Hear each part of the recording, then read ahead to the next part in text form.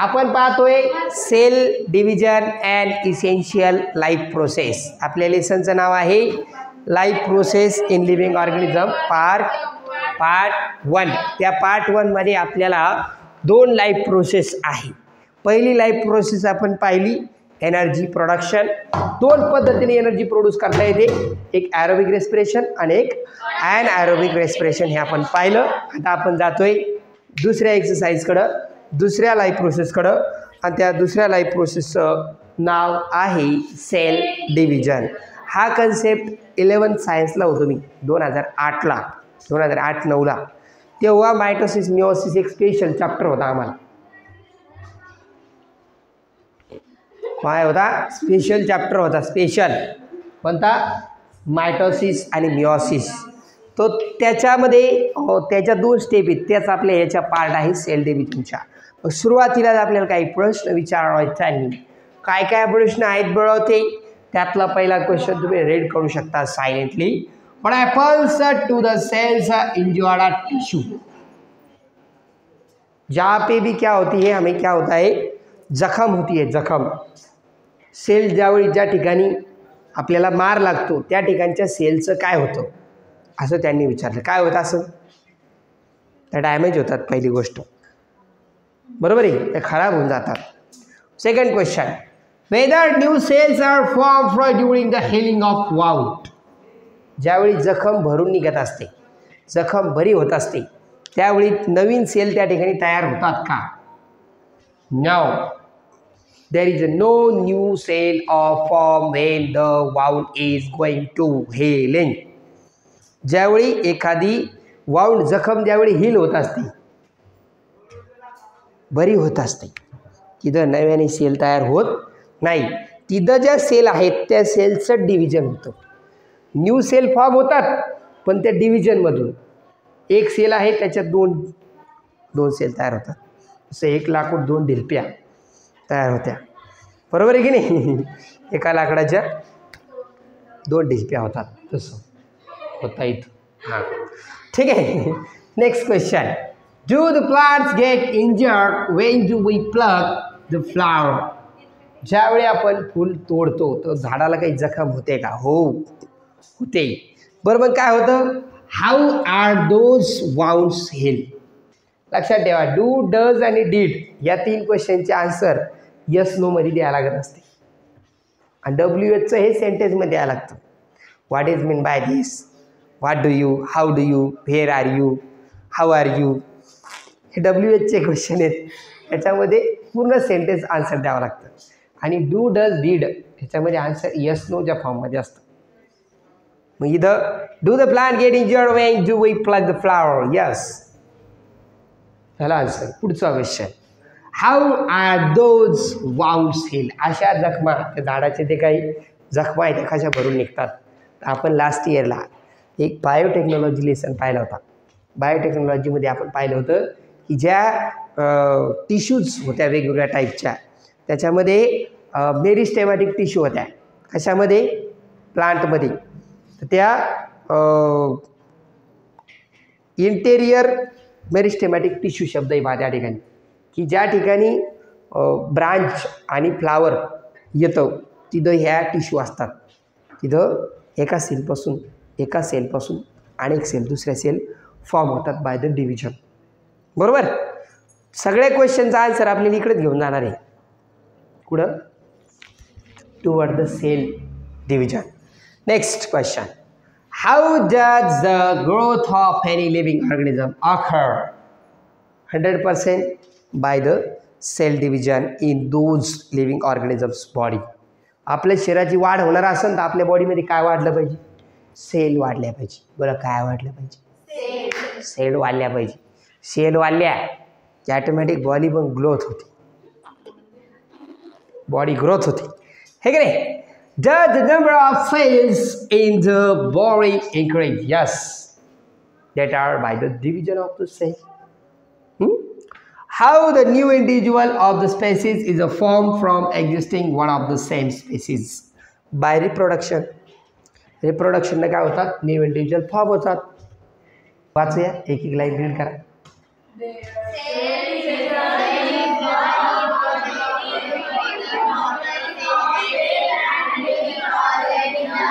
Yes, sale आणि living ऑर्गॅनिझमची एक important property आहे. कोणती? जो लिव्हिंग ऑर्गॅनिझम असेल, जी एखादी सेल असेल, त्या सेलमध्ये डिव्हिजन होतं म्हणजे होतं. एका लाकडाच्या 2 ढिलप्या होत्या म्हणजे होत्या. केवढं का लाकूड असाल होत्या त्याच्या ढिलप्या. काही काही लोकांचं ईदभर लाकूड हातभर ढिलपी असते. एका बेकीत लय करते, एक जोक करते. Due to this property only, याच्यामुळं काय होतं, what happen, because of those cell division there is a new organism is a formed. नवीन जीव तयार होतो. हा, a multicellular organism grows up. एक बहुपेशीय सजीवाची शरीराची वाढ होते. ते मोठा भाई होतं, मोठी दिदी पण होतं, ठीक आहे नाही, मोठी अक्का होतं, मोठी माय पण होतं. तिसरी गोष्ट काय सांगितली, एमॅसिएटेड बॉडी कॅन बी रिस्टोर्ड. हां, लक्ष द्यायच्या वेळी लक्ष देत चला. तर 2 टाईपचं सेल डिव्हिजन आहे. सेल डिव्हिजन किती टाईपचं आहे? एक आहे मायटॉसिस आणि एक आहे मिओसिस. लक्षात राहील? किती प्रकारचे? कोणते? Mitosis, meiosis. मग मायटॉसिस कोणामध्ये होतं? Mitosis occurs in somatic and stem cell of the body. आपल्या बॉडीच्या स्टेम सेल आणि सोमॅटिक सेल. सोमॅटिक म्हणजे बॉडीच्या सेल, शरीरातल्या. मग आपल्या हेतून हितपर्यंत सगळ्या blood cell, RBC, CBC, WBC, platelet, bone, pancreas, stomach, liver, lungs, heart, brain, hair पण सेल आहे बरं का. हेअरसुद्धा सेल आहे. हां, गजळीचा नाही, बॉडीची सेल आहे. ठीक आहे. तर याच्यामध्ये मायटोसिस होतं हे बॉडीच्या सेलमध्ये. बॉडीला एक शब्द आहे काया नाव. काया काय नाव आहे? काया. काया म्हणजे शरीर. ते एक विठ्ठलाचा अभंग आहे ना, ही काया तुझ्या चरणावरती वाहिली, विठ्ठला तुझी, देवा मी तुझी, अरे वा विठ्ठला तुझी, विठ्ठला तुझी पंढरी पाहिली. हा, तर बॉडी सेलमध्ये, स्टेम सेलमध्ये आणि सोमॅटिक सेलमध्ये काय होतं? मायटॉसिस. मग मिओसिस काय झालं होतं? Germ cell. ज्या सेलमध्ये जर्मिनेशन होतं, जिथून न्यू बॉडी फॉर्म होते. आपल्या बॉडीमध्ये जर पाहिलं तर मेलच्या बॉडीमध्ये स्पर्म सेल असतात आणि फिमेलच्या बॉडीमध्ये एग सेल असतात, अंडपेशी आणि शुक्रपेशी. तर ह्या पेशींमध्ये काय होतं? जर्म सेलमध्ये काय होतं? मिओसिस होतं. Before study of the cell division we should know the structural organisation of the cell. आपल्याला सेलविषयी माहिती असलं पाहिजे की एक जी सेल असते, 2 प्रकारच्या सेल असते, ही ॲनिमल सेल आणि एक दुसरी प्लांट सेल असते. दोघांमध्ये न्यूक्लियस असतं, दोघांमध्ये एंडोप्लाझ्मिक रेटिक्युलम असतं, एंडोप्लाझ्मिक रेटिक्युलम असतं. दोघांमध्ये गॉल्जी बॉडीज असतं, दोघांमध्ये गॉल्जी बॉडीज असतं. दोघांमध्ये मायटोकॉन्ड्रिया असतं, दोघांमध्ये मायटोकॉन्ड्रिया असतं. बरोबर आहे. दोघांमध्ये व्हॅक्युअल्स असतं, गोडाऊन.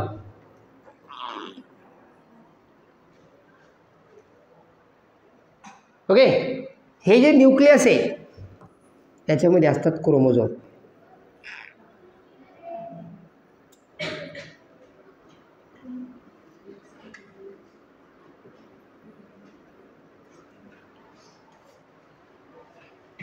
हे सेलचं स्ट्रक्चर आपल्याला माहिती पाहिजे. घरी गेल्यावर प्लांट आणि ॲनिमल सेल काढायचे आज. जमन?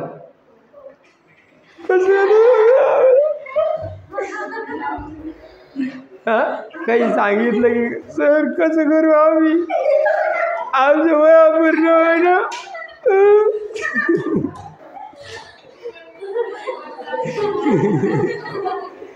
नाही जाऊ करतो काय बाई.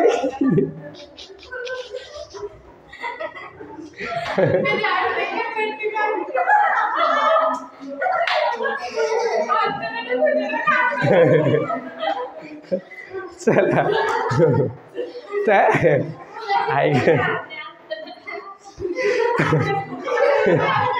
आपल्याला सेलचं स्ट्रक्चरला ऑर्गनायझेशन माहिती पाहिजे.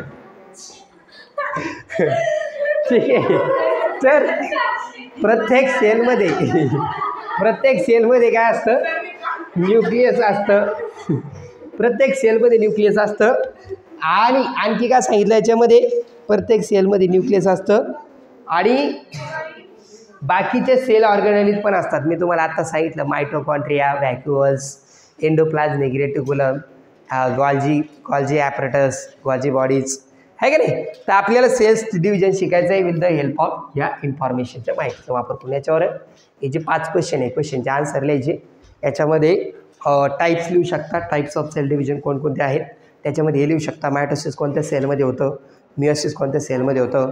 त्याच्यानंतर ह्या लिव्हिंग ऑर्गॅनिझम सेल डिव्हिजनचा यूज काय आहे, न्यू ऑर्गॅनिझम फॉर्म होण्यामध्ये, मल्टीसेल ऑर्गॅनिझम डेव्हलप होण्यामध्ये आणि एमेसिएटेड बॉडी रिस्टोअर करण्यामध्ये. हे 3 यूज आहे त्याचे cell division. What are the use of cell division आपल्याला can be asked or tell in the right examination. Okay, we are moving up forward. जेव्हा cell division होत असते तेव्हा काय होत असतं, before a type of cell division what happen, the doubles of in the chromosome number present in its nucleus. तिच्या न्यूक्लियसमध्ये जेवढे क्रोमोझोम असतात ते डबल होतात. तसं आपल्या बॉडीमध्ये क्रोमोझोम किती आहे, 92 होतात. त्याच्यातले 50% आपल्या बॉडीमध्ये येतात आणि 50% मम्मीच्याच बॉडीत राहतात. पप्पाच्या बॉडीमध्ये पण तसंच होतं. पप्पाच्या बॉडीमध्ये सुद्धा जे 48 क्रोमोझोम आहे ते डबल होते, 92 होते. याच्यातले 46 आणि याच्यातले 46 हे दोघं एकत्र येतात आणि त्याच्यापासून आपली बॉडी तयार होते. याचे 46 याचे 46 डबल झाले. पुढच्या जनरेशनमध्ये 46 येतात, हाफ होते, हाफ. 23 पेयर येतात, 23 पेयर. इकडून 23 आणि इकडून 23, त्याचं होतं 46. जेव्हा न्यू सेल तयार होते त्याच्या बॉडीमध्ये पण एवढेच राहिले पाहिजे.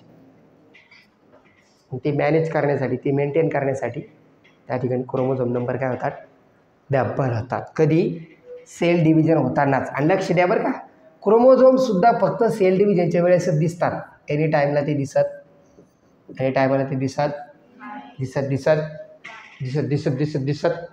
नाही. ठीक आहे. क्रोमोझोमचा शेप कसा असतो, एक्स शेप असतो ह्याच्यासारखा. त्याच्याविषयी क्वेश्चन विचारले आपल्याला. ही कोणती आर्म आहे आपली, पी आर्म आहे. ही कोणती आर्म आहे, क्यू आर्म आहे. याला काय नाव आहे, सेंट्रोमियर. ज्या ठिकाणी ह्याच्यात हाफ सिस्टर क्रोमॅटिड असतं. हे जे वरचं आहे का, हे हाफ क्रोमोझोम आहे आणि खालचं हे हाफ क्रोमोझोम आहे. सिस्टर क्रोमॅटिड म्हणलेलं आहे, हाफ आणि हे हाफ. एक हाफ सिस्टर क्रोमॅटिड आणि दुसरा हाफ सिस्टर क्रोमॅटिड, त्याच्यापासून तयार होतो एक क्रोमोझोम. समजलं. हा जो क्रोमोझोम तयार झाला ना, हा हाफ, याच्यापासून एक हाफ क्रोमॅटिड आणि दुसरं एक हाफ क्रोमॅटिड. हे दोघं एकत्रित या पॉईंटला जोडले जातात, त्याला म्हणतात सेंट्रोमियर. काय म्हणतात, सेंट्रोमियर. याच्यामध्ये काय असतं, याच्यामध्ये असतो DNA. ठीक आहे. पहिला type of chromosome cell division आहे. कोणतं पहिल्या टाईपचं, मायटॉसिस. ठीक आहे. पहिले काय, मायटॉसिस. त्याच्यामध्ये काय सांगितलं, pair of each type of chromosome is present in the 2n condition, वेराज single chromosome of each type of present in n condition. n कंडिशनमध्ये फक्त काय असतं, एकच टाईपचं क्रोमोझोम असतं आणि 2n मध्ये डबल असतं. डबल पेअरनं क्रोमोझोम असतात. Their structure is the like the one shown in the figure. यासारखं स्ट्रक्चर असतं. मायटोसिस कशामध्ये होतं मग? परत सांगितलं, स्टेम सेल आणि सोमॅटिक सेलमध्ये. 1 मार्काचा क्वेश्चन असतो बरं का, मायटोसिस काय होत आहे. आणि मग मायटोसिस हे किती स्टेपमध्ये होतं? 2 स्टेप, कॅरिओकायनेसिस आणि सायटोकायनेसिस. कॅरिओचा अर्थ होतो न्यूक्लियस. आधी न्यूक्लियसचं डिव्हिजन होणार, सेलच्या आतमध्ये 2 न्यूक्लियस तयार होणार. आणि मग 2 न्यूक्लियस तयार झाल्यावर त्या 2 न्यूक्लियसच्या बाजूच्या भागाचं डिव्हिजन होतं, त्याला म्हणतात सायटोकायनेसिस. हे जे कॅरिओकायनेसिस हे 4 फेजमध्ये होतं, प्रोफेज, मेटाफेज, ॲनाफेज आणि टेलोफेज. ह्या 4 फेजमधून एका सेलमध्ये 2 न्यूक्लियस तयार होतात. 2 न्यूक्लियस तयार झाले, हे दोन्ही न्यूक्लियस काय होतात? वेगवेगळे होतात. या ठिकाणं बाकीचा जो पार्ट आहे हा स्प्लिटअप होऊन जातो आणि ही एक सेल तयार होती आणि ही एक सेल तयार होती. अशा 2 सेल तयार होतात. ठीक आहे. हे जे आहेत हे सायटोकायनेसिस आहे. एका न्यूक्लियसपासून 2 न्यूक्लियस तयार झाल्यानंतर बाकीचे तयार होणार. ठीक आहे. उद्या पाहू आपण.